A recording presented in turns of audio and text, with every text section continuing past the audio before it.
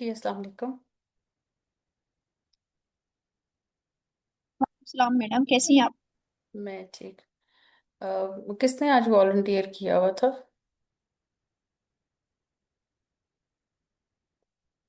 कोई था आज वॉलंटियर?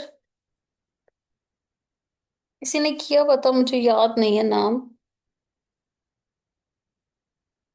किसी ने कहा था कि मैं रीनल डिजीज या सीकेडी मैं प्रेजेंट करूंगी। आई डोंट नो नेम, अब मुझे नहीं याद।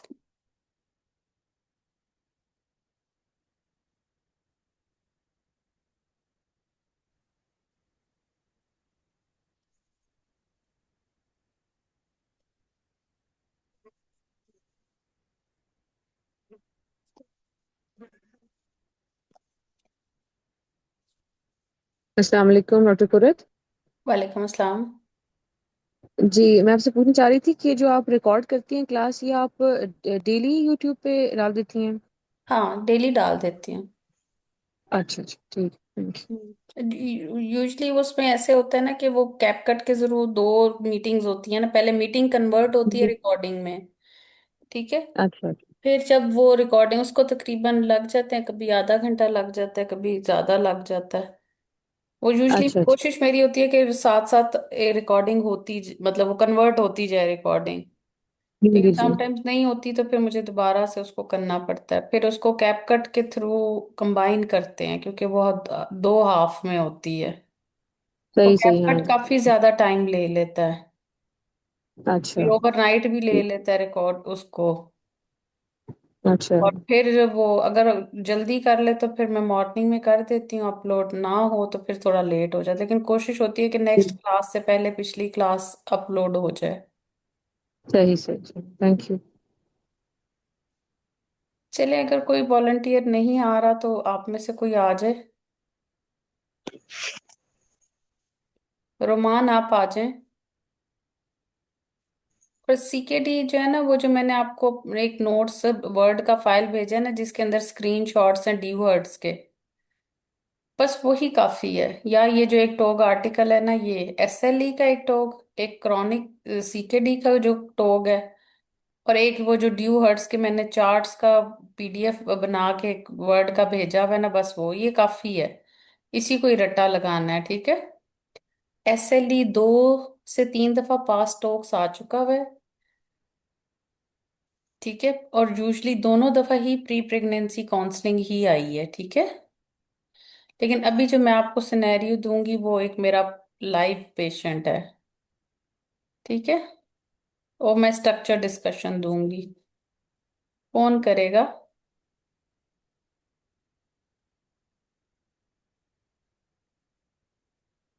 आज है, कोई भी वॉलंटियर कर ले। वालेकुम तो डॉक्टर कुरत, एसएलई मैंने प्रिपेयर किया, उसके लिए कर देती हूँ। आपने क्या प्रिपेयर नहीं किया हुआ? एसएलई मैंने किया, एसएलई। हाँ तो ठीक है ना, आ जाए। दोनों एक ही बात है, CK DO S L E O, it's okay, कोई मसला नहीं, आ जाए। एस एल ई का ही केस है। ठीक है। चल, सिनेरियो लिखिए। क्योंकि जो मैंने जो किया, एक मेरे पास प्री प्रेगनेंसी था, आई थिंक वो डॉक्टर पलवशा ने अपनी क्लास में शायद वो कराया है, वो वही वाला केस, प्री प्रेगनेंसी जी जी। काउंसलिंग वाला कराया ना उन्होंने। जी जी। हाँ, आई थिंक मैंने भी वही टॉक बनाया हुआ था। मतलब उससे मिलता जुलता है, थोड़ा सा डिफरेंट था, तो मुझे लगा कि वो सेम ही हो जाएगा अगर फिर मैं वही कराऊं आपको तो। अ, हाँ, मिसिज रेहाना जमील 20, ऑलमोस्ट वही बनता है, ऑलमोस्ट। स्टिमुलेटेड पेशेंट था। थोड़ा सा चेंज है, वो उन्होंने शायद ऑक्सफोर्ड का लिया हुआ था। चलें, लिखें। जी जी। 25 years old, जी जी। प्राइमी ग्रेविडा, जी जी। presented at 8 weeks of gestation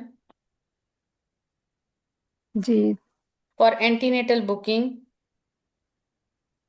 ji.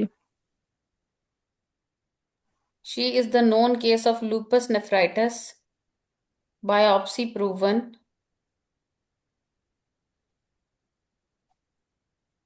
on hydroxychloroquine 200 milligram BD and delta cortil 5 milligram BD.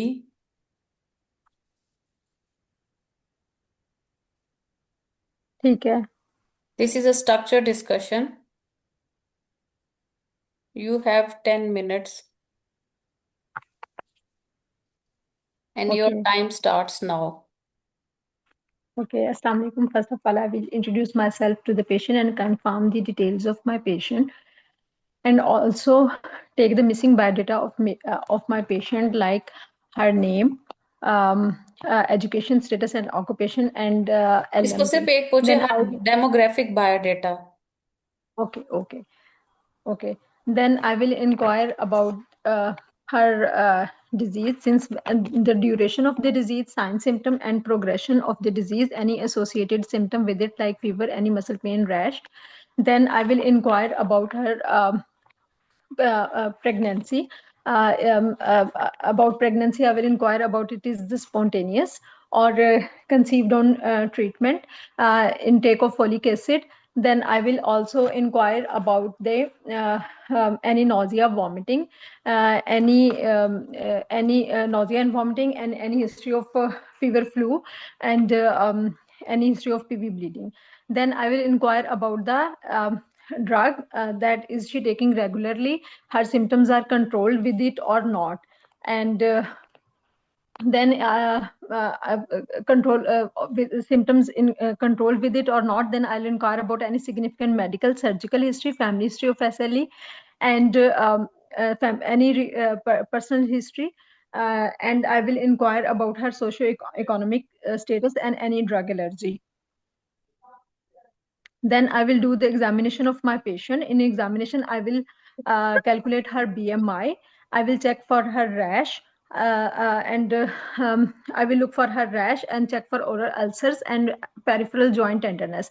Then I will check her vitals, blood pressure, pulse, temperature, and respiratory rate. Then auscultate her chest for any crepes, and do the neurological examination of my patient. Then I will check, do per abdominal examination for any tenderness. On baseline investigation, I will do her complete blood group with RH factor, complete blood count, her OGTT, and urine midstream urine analysis for protein, pus, nitrite, and glucose. Then her viral serology, hepatitis B surface antigen, anti-HCV, and anti-HIV. Then I will do her auto antibody profile, like anti-phospholipid antibodies, anti-cardiolipin antibodies, anti-DS DNA, and lupus, and anticoagulant, anti-raw रोमान, एक antibodies. Minute. देखें, आपकी आपकी patient 8 weeks के ऊपर आ गई भी है. जी जी. हम्म. तो अब आप उसको ये टेस्ट अभी आपने परफॉर्म करने हैं. आप उससे मांग रही हैं, हिस्ट्री में पूछ रही हैं. नहीं नहीं, अगर उसके नहीं हुए होंगे तो फिर ये मैं करूंगी, उसके टेस्ट चेक करूंगी, वो और आप अगर ये आप नहीं हुए होंगे तो फिर मैं इन्वेस्टिगेशन ही करना करवाऊंगी. करना चाह रही हैं. आपकी जी पेशेंट जी. आपकी पेशेंट के पास कोई इन्वेस्टिगेशंस नहीं है. पास्ट तो उसकी फिर मैं ये इन्वेस्टिगेशंस है. फिर मैं उसकी भी इन्वेस्टिगेशंस तो करवाऊंगी गो ना, और ऑन पास्ट फॉर अगर उसमें कुछ मैनेजमेंट. होंगे तो मैं एट चेक वीक्स के करूंगी. ऊपर आ गई है, अब मैनेजमेंट बताइए. Okay okay. एंड सेकेंडली, आपने you didn't ask about the SLE lupus. Examiner को बताएं, पूछे तो सही कि अगर आप उसकी प्रीवियस ल्यूपस कब से है, ये दवाइयां वो कब से ले रही है, पहले उसको ये ये तो कैसे मैंने डायग्नोज डॉक्टर हुई. फरूक को कहा है ना कि उसकी ड्यूरेशन, पैटर्न और प्रोग्रेशन ऑफ डिजीज वो पूछूंगी, तो उसके साथ एसोसिएटेड सिम्टम्स भी. चलें, ठीक है, चलें आगे. तो फिर अब आप मुझे फाइंडिंग कब देंगी, ये जी, इसकी मुझे बता फाइंडिंग्स दें. हैं जो हिस्ट्री में इसको 5 साल से है, एक हिस्ट्री. ओके. और ये पहले इसको बहुत फ्लेयर अप था, और इसको साइक्लोफॉस्फामाइडिन दी गई है.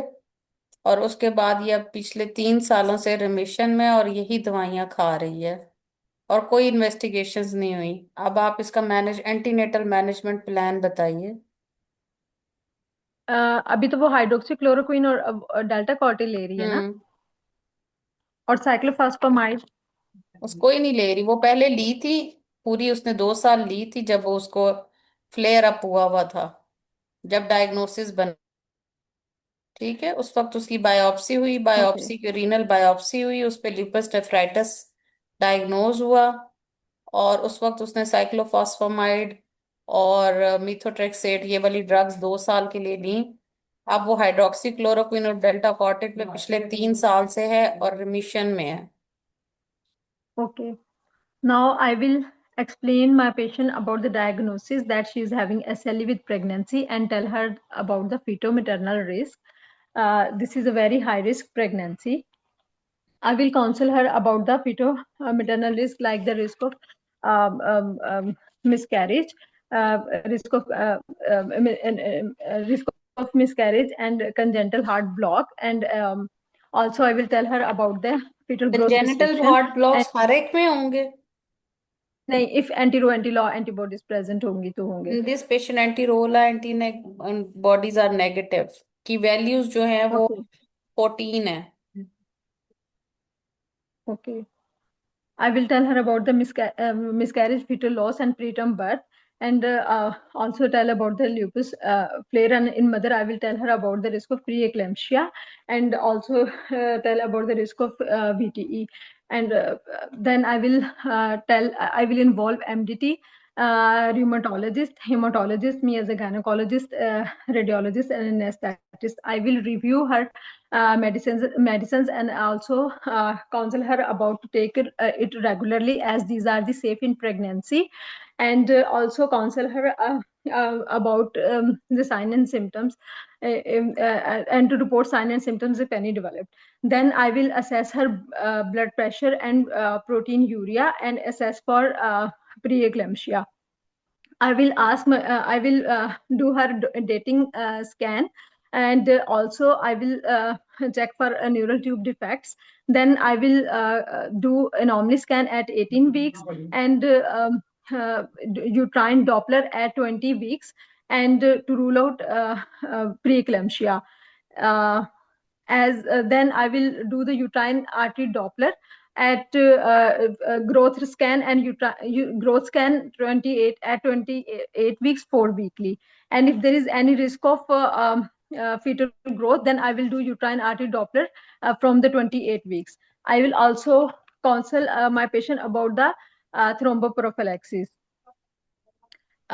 In case of preterm birth, I will give steroid to my patient, steroid cover to my patient at 36 weeks. I will counsel my patient about mode of delivery, analgesia, and also about labour the में क्या करेंगे? आपकी patient delta कॉटिल ले रही है, labour में क्या करेंगी? labor में I will give her IV hydrocortisone, hmm. 100 mg BD 100 during mg labor. 8 hourly? हाँ जी, 100 mg 8 hourly. And give the baby to the neonatologist and do active management of third stage of labor. In postpartum care, I will tell my patient that there is a risk of increased postpartum flare. So I'll ask her to continue treatment and assess for preeclampsia and VTE risk assessment. If APLS जो उसकी अगर वो positive होंगी तो फिर हम उसको थ्रोम्बोपर और ओके, प्रीवियस हिस्ट्री आपकी ऑफ पेशेंट थ्रोम्बोसिस को होगी तो फिर हम. प्रोटीन यूरिया डेवलप हुआ है, हाउ विल यू जी जी. Differentiate that this protein urea is due to SLE or it is due to preeclampsia? Doctor Qurrat, वो एंटी-डीएस जो एंटीबॉडीज होंगी वो डिफरेंशिएट करेंगी कि ये प्री एक्लेम्पशिया है या वो उसको तो उसकी पॉजिटिव आ रही है ना, वो तो पॉजिटिव जी है। जी हाउ विल यू जी जी. मॉनिटर इट कि ये SLE डिटोरिएट हो रही है या ये प्रीक्लेम्शिया हो रहा है? ये कैसे पता चलेगा? मैम बीपी चेक करेंगे। ये कैसे चेक करेंगे ना, आप कैसे डिफरेंशिएट करेंगे? एक पेशेंट है, यही पेशेंट है, इसका 24 वीक्स के ऊपर प्रोटीन यूरिया 2+ आना शुरू हो गया है। आपको कैसे डिफरेंशिएट करेंगी कि ये SLE डिटोरिएट कर रही है या ये प्रीक्लेम्शिया है? How will you differentiate? Questions लिखते मैडम जाओ। मैं जो क्वेश्चंस ब्लड पूछने प्रेशर, लगी हूँ ना, ये लिखते जाना। मैडम ब्लड प्रेशर मॉनिटर करेंगे। अगर ब्लड प्रेशर भी बढ़ा हुआ है तो फिर वो प्रीक्लैम्सिया हो रहा है, उसको पेशेंट को ब्लड सुपर प्रेशर वो इम्पोज। से 140/90 है। How will blood you pressure तो differentiate proteinuria of SLE and preeclampsia. Madam उसके anti DNA anti nuclear antibody वो तो पॉजिटिव पॉजिटिव होगी तो वो हमेशा आते रहेंगे बच्चे, वो तो पॉजिटिव आती रहेंगी वैल्यूज उसकी। आपको मैंने पहले C3 शेयर बायोप्सी कर रैपिड दी है। मैडम उसका अदर वर्ड्स में कॉम्प्लीमेंट मुझे लेवल ये लो बताओ, होगा। एसएलई का फ्लेयर मैडम अप कैसे डिफरेंशिएट होगा प्रेगनेंसी में? क्या चीज C3 मॉनिटर मैडम करोगे? Active three C madam four active level. Disease में सी जी। लेवल कम होता है। हाँ, डॉक्टर को एक्टिव सी थ्री डिजीज में सी सी फोर थ्री लेवल कम लेवल होंगे। कम होता है। एक बंदा बोल लेना कॉम्प्लीमेंट जी, लेवल दो तो ना बोले, मुझे एक ही मैडम समझ सी में। Active three C three C madam four level. Active madam C3 C4 level कम होगा, एक्टिव डिजीज को इंडिकेट करेगा। Complement level C3 C4 levels जो हैं वो बढ़ जाते हैं इसके अंदर, सॉरी एसएलई हाँ मैडम प्लेयर में। बढ़ जाएंगे बट आपने बेसलाइन C3 C4 लेवल्स देखने हैं। अगर प्रोटीन यूरिया डेवलप हो रहा है तो सबसे पहले उसका कॉम्प्लीमेंट सिस्टम जो है वो इंक्रीज करना शुरू कर देगा। समझ आई? सो C3 C4 के लेवल से आप एसएलई को डिफरेंशिएट करेंगे। ठीक है, ओके। एक और चीज, what are the thromboprophylaxis of this patient? रोमान। जी जी डॉक्टर करो तो इसको हम 6 वीक्स पोस्टमार्टम उसको देंगे थ्रोम्बोप्रोफिलैक्सिस। एंटीनेटली नहीं, एंटीनेटल में क्या देंगे? What is the role of Loprin in this patient? Will you give Loprin to this patient? Madam इसको देंगे प्रोफाइलेक्टिक डोज रोमान को में इसका बोलने देना, जो एक मिनट रोमान को बोलने दें। जी रोमान। जी रोमान, डॉक्टर। नहीं आता जी इसका जी जी जी। आंसर? नहीं डॉक्टर जी कुर्रत। आसिया, आप बोलिए। मैडम इसको जो है ये हमारे पास अभी आई है 8 वीक्स पे और इसका जो है वो वायबिलिटी कंफर्म है। फिर उसके जैसे बाद को हम इसको फोन में क्या वो इसी कर रहे स्टेज जब पे तक किसी की कॉल प्रोफाइलेक्टिव आती है। डोज में जो है वो लो मॉलिक्यूलर वेट कर रही है। और मैडम इसको फिर लेबर से पहले हम इसको स्टॉप करेंगे जो है वो लो मॉलिक्यूलर वेट है। मैंने लोपरिन का पूछा है कि आप लोपरिन इसको कब स्टार्ट करेंगी और कितनी डोज में स्टार्ट करेंगी? मैम 150 मिलीग्राम देते हैं इसको, शुरू से ही देते हैं before yes, 12 madam weeks. As अगर सुन एज द इसकी यूपीटी इज पॉजिटिव, इस पेशेंट को आप 150 या 75 मिलीग्राम दोनों दे सकते हैं। 75 to 150 लिखा हुआ है। आपने इसको as soon as UPT is positive, आपने इसको लोपरिन स्टार्ट करवा देनी है टिल द डिलीवरी। ठीक है। यस। और लो मॉलिक्यूलर वेट हेपरिन मैडम जो इसमें है, मुझे आपसे पूछना है। लो मॉलिक्यूलर वेट हेपरिन भी इसको 12 वीक्स आप इसको स्टार्ट ऑफ प्रेगनेंसी से दे देंगे टिल आप यूपीटी से इसको देने हैं या वो 12 वीक से low molecular weight happening doctor Qurrat? 12 weeks से, और okay. Loprin from UPT positive से दे देंगे आप इसको। ठीक है, इसको ये ऐसे इसको लिए। ये ऐसे मैडम मैडम मैडम एक मैडम एक कंफ्यूजन है। कंफ्यूजन है। मैडम मैडम जी बोलें। जी हेलो। बोलें। किसका मैडम इसको मैडम जो है इसको कि जो मैडम है कि सीवियर मैडम सीरियस लीवर है, नॉट जस्ट। तो इसमें इसको ल्यूपस के जो है वो फ्लेयर अप्स भी हुए हुए होंगे ल्यूपस नेफ्राइटिस के। तो हम ऐसे पेशेंट को देते हैं लोप्रिन। जी इसी को ही तो देनी है, और किसको देनी है? मैडम इसमें ये नहीं कहते कि इसमें जो है वो जिसको ल्यूपस नेफ्राइटिस हुआ हुआ होता है तो उसमें किडनी डैमेज के चांसेस बहुत ज्यादा बढ़ जाते हैं और एक्यूट रीनल फेलियर में जाने का खतरा होता है ऐसे हाँ। पेशेंट्स में। हाँ तो तो हम एनसेड्स अवॉइड करते हैं। एनसेड में कब दे रही हूँ? Madam the Loprin is Ascard acetyl salicylic acid. वो एनएसएड तो नहीं है, एंटीप्लेटलेट है। ओके एनएसएड में नेप्रोक्सिन आती है, वो और है कॉक्स इनहिबिटर, और वो चीजें और हैं। ठीक है, वो भी जब फ्लेयर अप होता है तब नहीं देनी, रिमिशन में तो दे सकते हैं। लोप्रिन तो एंटीप्लेटलेट और वो सारे कुछ है, जैसे आपने प्री इक्लेम्शिया में देना है वैसे ही एसएलई में देनी है। अच्छा। मैडम एनसेड भी तो किडनी एक्यूट किडनी डैमेज और ओलिगोयूरिया करती है। वो तो ये करेगी ना, लेकिन अभी तो पेशेंट ठीक है, आपकी रिमिशन में। अब एनएसएड की तो बात ही नहीं हो रही, लोपरिन की बात हो रही है। नहीं नहीं मैडम सॉरी, इसको एस्कार्ट भी तो उसमें भी तो कहते हैं कि ये नहीं, भी कुछ जो नहीं है वो। कहते उसमें, और वो देनी है। Don't confuse it with NSAID, इसको कंफ्यूज ओके ना करें। एनलोपरिन आपने स्टार्ट से शुरू कर देनी है, 75 to 150 दोनों में दी जा सकती है। उसको आपने रोमान, इसको आपने ठीक है स्टार्ट शुरू में ठीक की है। इसमें सबसे पहले आपने उसकी जो है वो अ, उसकी डिजीज के, आप उसका demographic introduction, after mutual introduction and confirming the biodata, start of the structure discussion आप ऐसे करें। After confirming the biodata, I will inquire about the missing informations about her disease, how it is started, which medications she taken, and her antibodies level, and her current status, how long she is in remission, and how long she is taking these medications. And has she taken any pre-pregnancy counseling from her nephrologist? ठीक है, इसमें urologist नहीं होगा, इसमें nephrologist होगा। ठीक है। सो आप उसके बाद आप उसकी हिस्ट्री पे जाएंगे, फिर आप उसकी करंट प्रेगनेंसी पे आ जाएंगी। How she is now, is there any bleeding, hyperemesis, is she conceive spontaneously, have she done the dating scan, and is the single alive, single और viability of the pregnancy.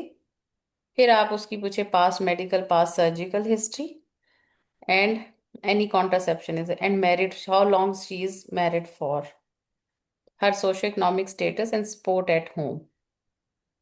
Then I will investigate. I will want to see her record of previous investigation in the form of anti double standard DNA, anti-lupus antibodies, anti-rola antibodies। ये बहुत important है, अगर किसी की anti रोला antibody positive होएंगी तो फिर आप उसको चलेंगे। ठीक है। Then I ठीक will है। counsel the patient regarding her high risk pregnancy, and I will tell her about the fetal-maternal risk. Maternal risk, she is at risk of preeclampsia as she is taking the delta cortical, which is steroid. She is at risk of developing diabetes, diabetes जी। and she had a preterm delivery, and she might required, usually if patient conceive in remission period, there is a 90% outcome is better in both in the maternal and fetus form. So at I will plan, I will continue her these medications as these both hydroxychloroquine and delta cortical are safe in pregnancy। ये जुमला बोलना है। ठीक है।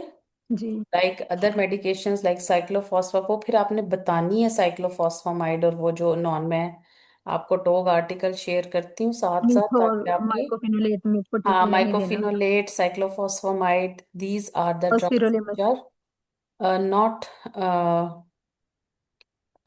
Stop in pregnancy. stop in pregnancy। Wait, I think ये chronic CKD SLE का टॉग मैंने बंद किया। SLE के अंदर ना पूरा जो टॉग आर्टिकल मैंने शेयर किया है, उसके अंदर ना पूरा चार्ट है मेडिसिन का।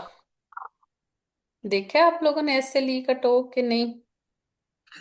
जी डॉक्टर किरण देखते हैं। देखा है। चले, जी जी देखा है। मैं दोबारा खोल अच्छा लेती डॉक्टर किरण, आपने अभी वो बोला था हूँ। C3 C4 लेवल वो डिक्रीज नहीं होंगे जब डिजीज ज्यादा होगी?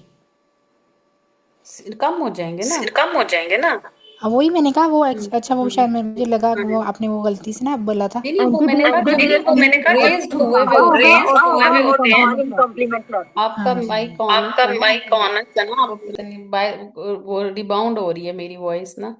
ये देखिए, मैं आपको बताती हूँ। अच्छा, जो अ, इसका कॉम्प्लीमेंट सिस्टम से हम करते हैं। मुझे ना अभी क्वेश्चंस बस और भी थे इसके, ऐसे लिखे वाइवा क्वेश्चंस मैंने अलग से लिखे थे। मैं देखती हूँ किसी दूसरे रजिस्टर में होंगे, इसमें नहीं मिल रहे। हम्म।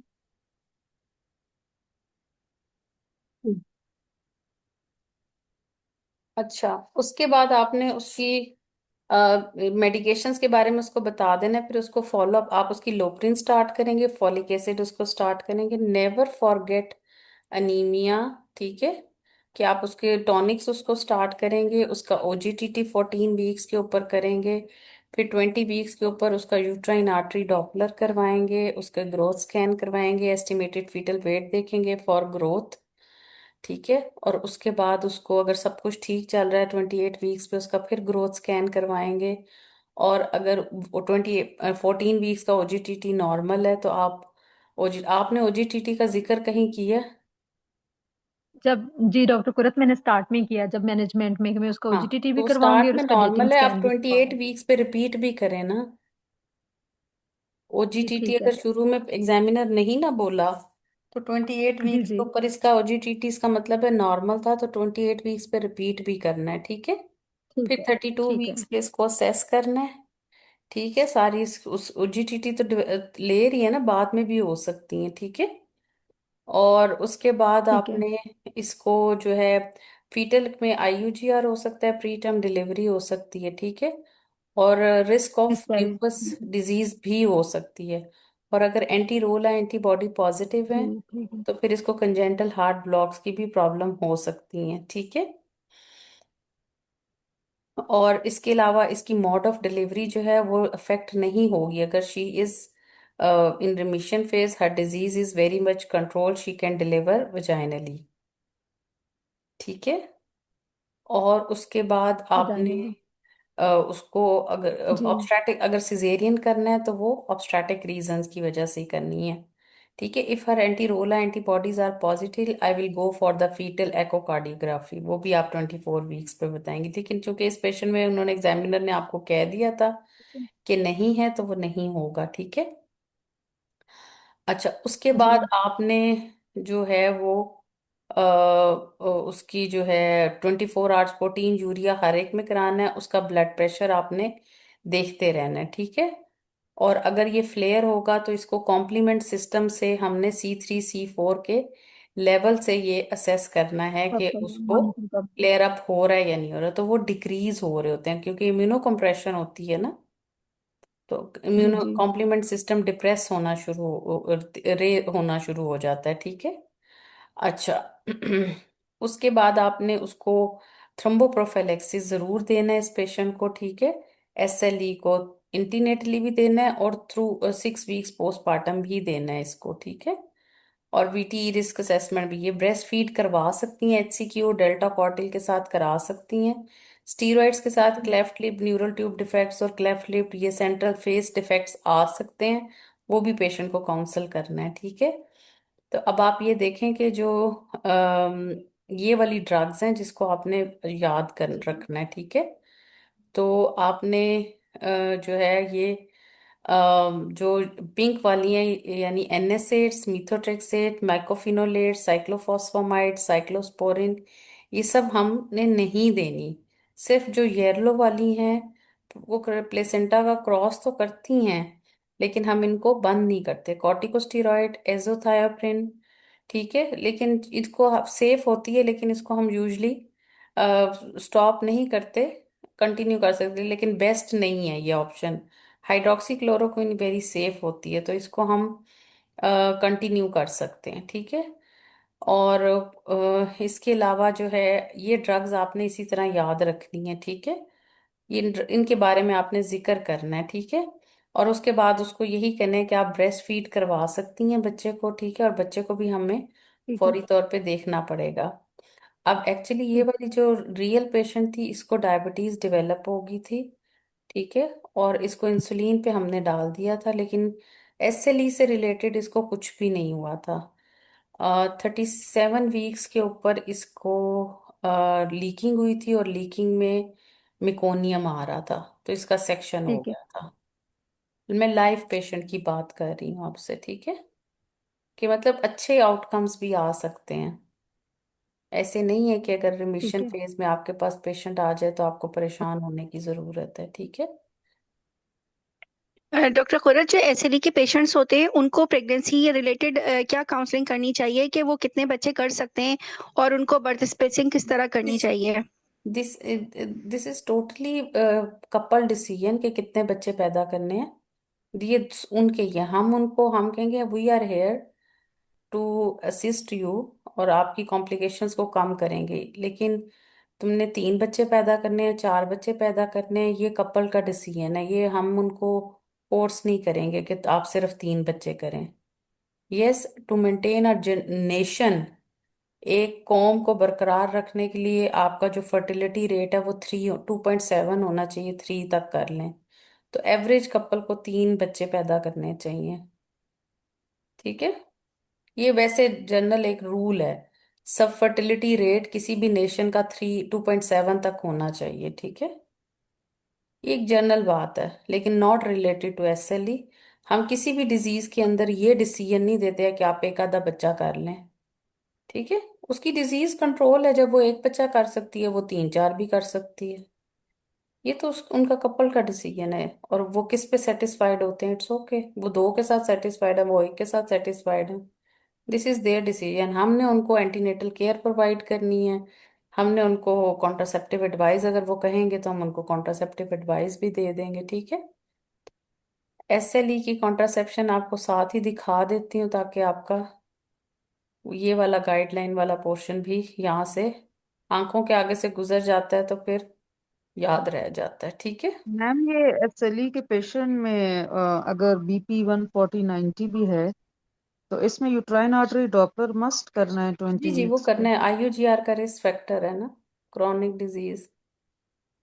और मैडम इन पेशेंट्स में हम एंटी हाइपरटेंसिव लेबिटालोल ही प्रेफर जी जी करेंगे। बिल्कुल वही देंगे। एंटी हाइपरटेंसिव वो गाइडलाइन, हाइपरटेंशन की गाइडलाइन फिर उसमें इम्प्लीमेंट होगी। ठीक है। डॉक्टर कुरत, जो पेशेंट साइक्लोफॉस्फामाइड यूज करके आए होते हैं, अगर वो प्री कंसेप्शनल काउंसलिंग के लिए आते हैं, तो क्या ये वैलिड है कि हम उनको बोलें कि पहले वो अपने सीरम जी एएमएच भी बिल्कुल करवा लें अपनी बिल्कुल फर्टिलिटी बिल्कुल। देखने के लिए? हम उनको के जी। प्री प्रेगनेंसी में यही तो कहना है कि you should shift your drugs to the safer drugs. ठीक है, ठीक। Then you should conceive. ठीक। ठीक है, यही बताना होता है असल। गेम चेंजिंग एंटीरोला एंटीबॉडीज हैं और आपकी ड्रग्स हैं। और अगर इस पे कंसीव होके आ जाएगी तो फिर आप उसको अगर तो वो अनॉमलीज के लिए उसको गाइड कर देंगे। ठीक है, और अगर वो वैसे आ जाती है उसमें ये देखें एसएलई के अंदर। ठीक है, डॉक्टर कुरत, एसएलई उसमें एक दफा ये लिखा हुआ है ना कि जैसे प्री काउंसलिंग में मॉनिटरिंग जो है वो मंथली आप रीनल फंक्शन टेस्ट कराएं, और बाई मंथली जो है वो आप सारे ये एंटी इम्यूनोलॉजिकल जितने भी फैक्टर्स है ये नहीं नहीं, कराएं। तो ये इम्यूनोलॉजिकल फैक्टर्स आपने 2 मंथली नहीं कराने। वो अगर पेशेंट ठीक फ्लेयर अप में जाती है या उसका प्रोटीन यूरिया आता है तो फिर आप करवाएंगे। It is not routinely done. अगर उसकी बेसलाइन आपकी पहले पास है वो ठीक है तो वंस करवा जी। लें, लेकिन आपने रूटीन में नहीं कराने उसको। हाँ, अगर मैम, ये बीच में कोई कितने सिम्टम्स कितने आते हैं आपके फ्लेयर अप के, वो प्रीक्लेम्शिया हम्म डेवलप करती है, प्रोटीन यूरिया आना शुरू हो जाता है, फिर आप कराएंगे, अदरवाइज नहीं। ये अगर प्री काउंसलिंग मैडम पीरियड में कितने अरसे तक ये लेवल्स जो है वो ठीक आने चाहिए, तो उसकी बेस पे हम कह सकते हैं कंसेप्शन कर सकती है? मतलब अगर anti Ro La antibodies higher side पे आएंगी तो हम उसे कितना गैप देंगे कि ये तुम ठीक हो जाओ तो कितने टाइम बाद तुम कंसीव करो? रिमीशन फेज यूजली 2 to 3 years में अगर होती है तो ठीक है। अच्छा। रिमीशन फेज में वो जब डिक्लेयर कर देते हैं ना, जब पेशेंट 1 ईयर जी। और 2 ईयर तक सिम्टम फ्री रहती है ना, उस पे डजेंट हम्म। मैटर कि आपकी रोला के लेवल्स क्या हैं, उसके क्या लेवल्स हैं, इट्स नॉट, वो तो पॉजिटिव सारी अच्छा। जिंदगी आते रहेंगे।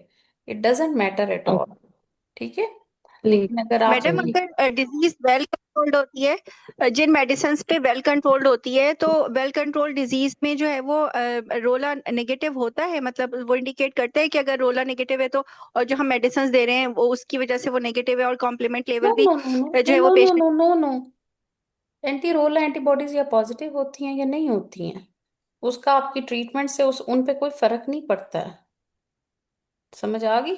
रोला पॉजिटिव अगर एक तो दफा मैडम आ गई ये है ये तो किस वो चीज को आपकी शो एंटी। करती है मैडम, रोला जी, मैडम ये एंटीबॉडीज इनकी प्रेजेंस फिर क्या चीज शो करती है कि बस डिजीज है, डिजीज्ड ये है ना, शो करती है? डिजीज्ड है, ऑटो इम्यून डिजीज है। एक ऑटो तो इम्यून एक एंटीबॉडीज तो ये उसकी बॉडी डिजीज में प्रेजेंट है। ठीक है, तो इनको हम खत्म तो नहीं कर सकते हैं। ठीक है, इनको हम सिर्फ ये कर सकते हैं कि हम इनको कम कर, अब आप ये देखिए आपको स्क्रीन शेयर हो रही है कॉन्ट्रासेप्शन की। तो आप ये देखें कि इसके जी अंदर मैम। कॉपर आईयूसीडी सबसे सेफ है। ठीक है, तो आपने कॉपर आईयूसीडी के बारे में उससे बात कर सकते हैं। ठीक है, अगर तो फॉस्फोलिपिड्स एंटीबॉडीज नहीं हैं तो भी सब में, यानी अगर पॉजिटिव भी हैं नेगेटिव भी हैं सब कुछ है, तो आपने एसएलई के साथ आपका ये कॉपर टी सबसे सेफ है। ठीक है, तो इसलिए इसको भी आप जहन में रखें। ठीक है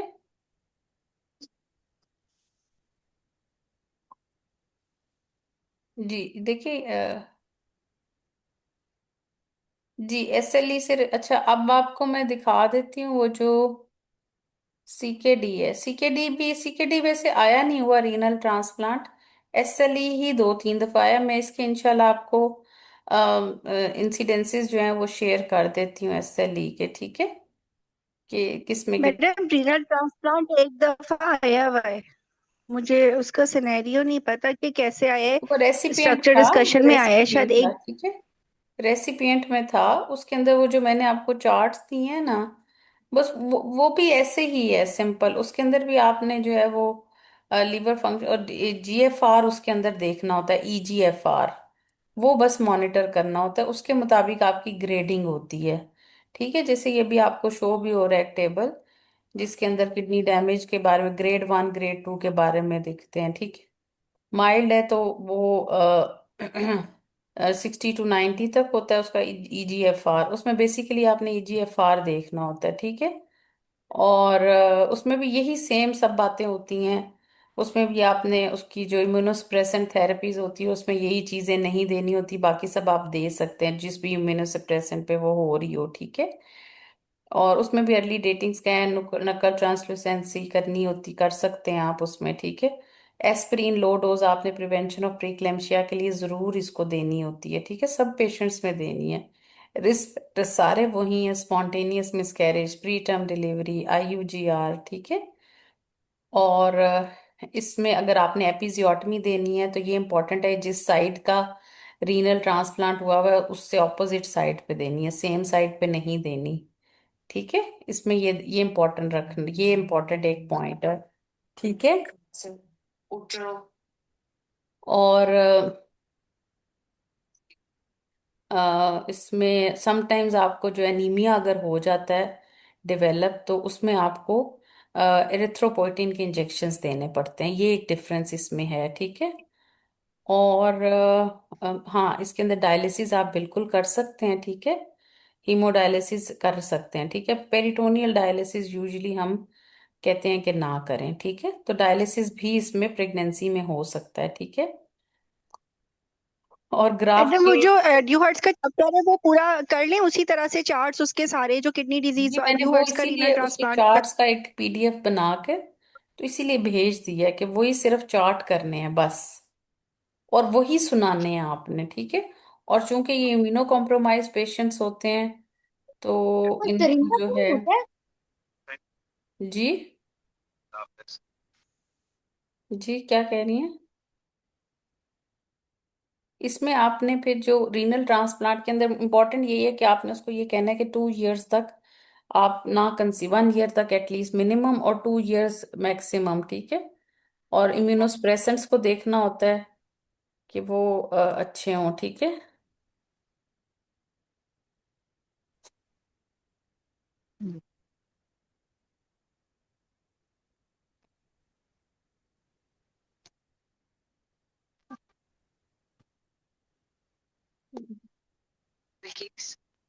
जी, पूछिए कुछ क्वेश्चन इससे रिलेटेड है, बस यही मटेरियल इसमें से इम्पोर्टेंट है करने वाला। कोई और पूछना है किसी ने तो प्लीज पूछ लें। डॉक्टर कुरत, ये लो मॉलिक्यूलर वेट हेपरिन अगर नेफ्राइटिस होगा तो?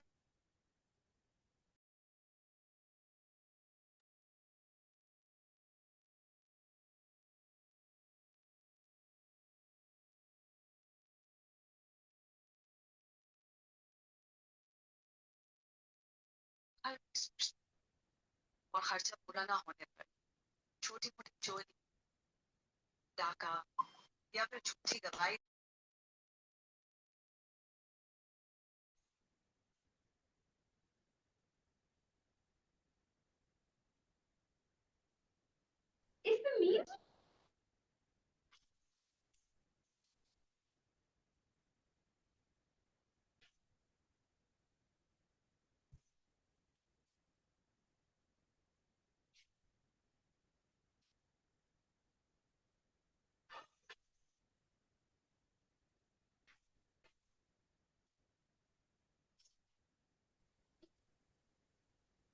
जी क्या पूछ रही थी?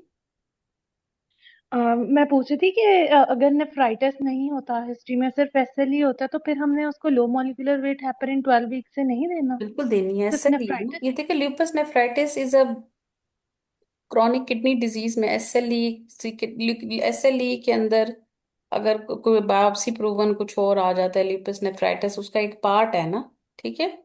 इसी तरह लेकिन देनी ग्लोमेरुलो है। फोकल ग्लोमेरुलोनेफ्राइटिस से उसकी डिजीज आ जाती है, तो डिफरेंट आईजीई नेफ्रोपैथी आ जाती हैं।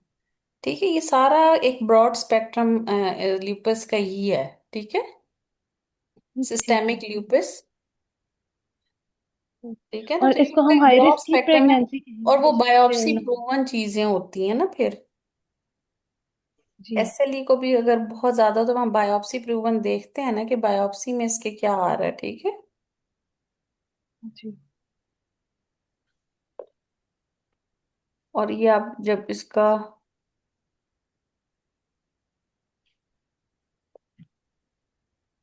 रीनल डिजीज का मैं आपको सच ये शेयर करती हूँ, ड्यू हर्ट्स का भी, ताकि आपकी नजर से गुजर जाए और आपको पता हो कि कहाँ से क्या मैम इसको होना है।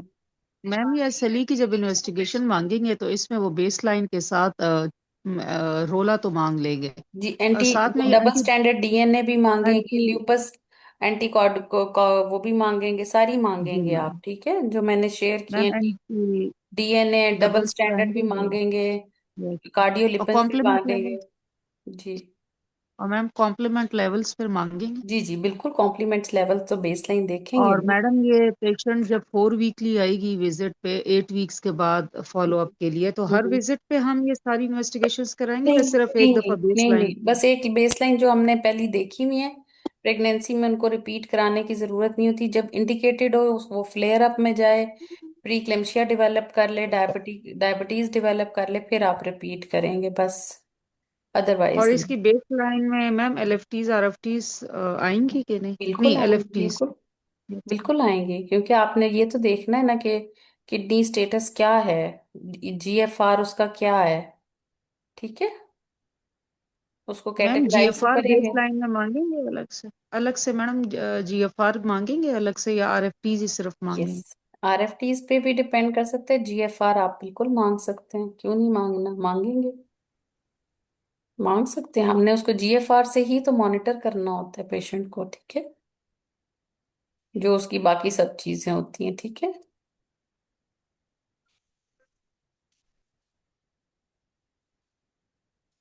ये देखो, ये जो क्रॉनिक सीकेडी है ना, क्रॉनिक रीनल किडनी डिजीज, उसका ब्रॉड स्पेक्ट्रम में ये सब चीजें हैं। Polycystic kidneys, diabetic nephropathies, focal segmental glomerulo sclerosis, इसका भी मैंने एक केस किया हुआ है। वो भी डायबिटीज उसने डेवलप कर ली थी, गुड साइज बेबी, 4.8 kg का उसका बेबी हो गया था 37 वीक्स पे। फिर हमने उसको टर्मिनेट किया था। तो ये भी बड़ा सही गया था केस, मतलब सिर्फ डायबिटीज दोनों ने डेवलप की थी, लेकिन वैसे ठीक रही थी, ब्लड प्रेशर्स कंट्रोल रहे थे, प्रोटीन यूरिया 2+ तक गया था, उसमें कॉम्प्लीमेंट नॉर्मल ही थे, वो सुपर इम्पोज प्री क्लेम्शिया था दोनों का। तो कहने का से मतलब ये वाला चार्ट मैं एक्चुअली आपको दिखाना चाह रही थी कि ये सारा सीखे डी में आता है। ठीक है, आईजीए नेफ्रोपैथी, तो ये इसको भी आप यहाँ से देख सकते हैं। यूटीआई को प्रिवेंट करना होता है आपने, ये वैसे मैंने अपना एक बना लिया था, क्योंकि बार बार ड्यू हर्ट्स खोल के देखना, तो मैंने सारे चार्ट्स जो पढ़ने वाले हैं एक्चुअली, वो सारे मैंने इकट्ठे करके इसमें सारा आपका एक पीडीएफ बना दिया हुआ है। ठीक है।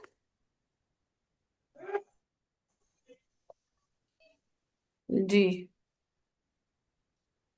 अब इन सारे को पढ़ लीजिए एक दफा, और ये 2-3 डॉक्टर पलवशा ने भी बता दी है। ऑक्सफोर्ड के अंदर भी एसएलई का है एक, उनका मेरा ख्याल है कॉन्जे के अंदर भी एसएलई का है।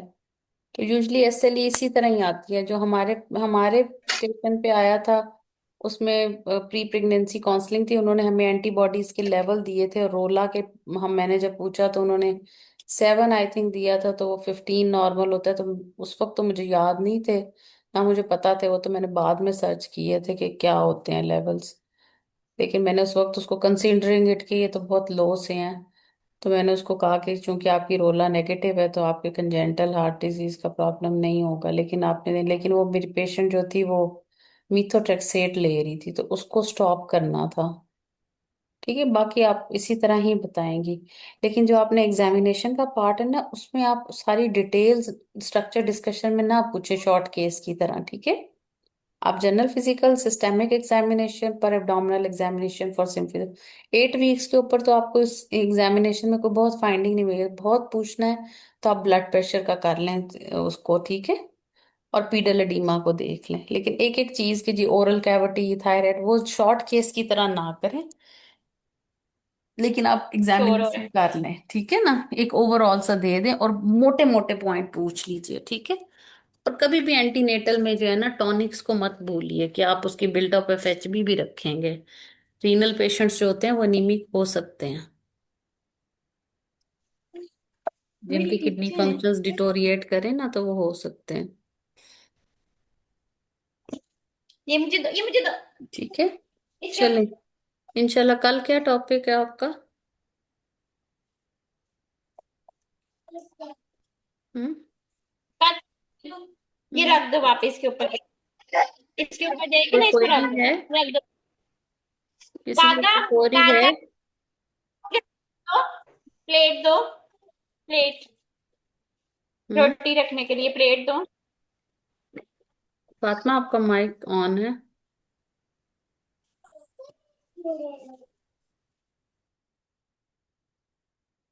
किसी की क्वेरी नहीं है तो ठीक है, कोई क्वेश्चन हुआ तो फिर मुझसे ग्रुप में पूछ लीजिएगा, ठीक है। कल के लिए कौन ठीक है डॉक्टर। वॉलंटियर है? ग्रुप में बता देना मुझे फिर वॉलंटियर भी, ठीक है। ओके। मैम कल का टॉपिक क्या है? वही मैं भी देख रही हूँ कि कल का क्या टॉपिक है। Cardiac I think CK cardiac, 2 दिन अगले कार्डिक डिजीज है। कल थर्सडे? नहीं, आज वेंसडे है। हम्म। जी जी डॉक्टर डॉक्टर। जी मैं थर्सडे और फ्राइडे कार्डिक डिजीजेज हैं, ठीक है। मैं अभी शेयर कर देती हूँ कार्डिक का मटेरियल।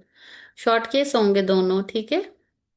इसमें जो है पेरीपार्टम कार्डियोमायोपैथी हम बाद में करेंगे, ठीक है। जी ठीक। वो इसमें नहीं इंक्लूड होगा। अभी आपके कार्डिक डिजीज के 2 हैं, पार्ट 1 डॉक्टर और करो तो रोमैटिक हार्ट डिजीज वाला भी करवाएंगी, अगर वो मैं कर लूँ उसके लिए वॉलेंटियर या डॉक्टर पहले? Congenital Qurrat, heart disease, congenital heart disease doctor नहीं कभी केस आया। आपने एक दफा पहले भी करवाया था वो वाला केस ना। अच्छा। डॉक्टर कुरत, जी जी, डॉक्टर जी जी। डॉक्टर कुरत, मैं आपके साथ मैडम, मैंने जब से आप उम्रे से आई हैं ना, मैंने उससे भी पहले से आपके साथ मैंने शॉर्ट केस नहीं किया। मैं आपके साथ 1-2 एग्जाम से पहले शॉर्ट केस करना चाहती हूँ। जी जी कर लीजिएगा, बता दें किस दिन कौन सा करना है, बता दें। मैडम आप खुद ही मुझे बता दें।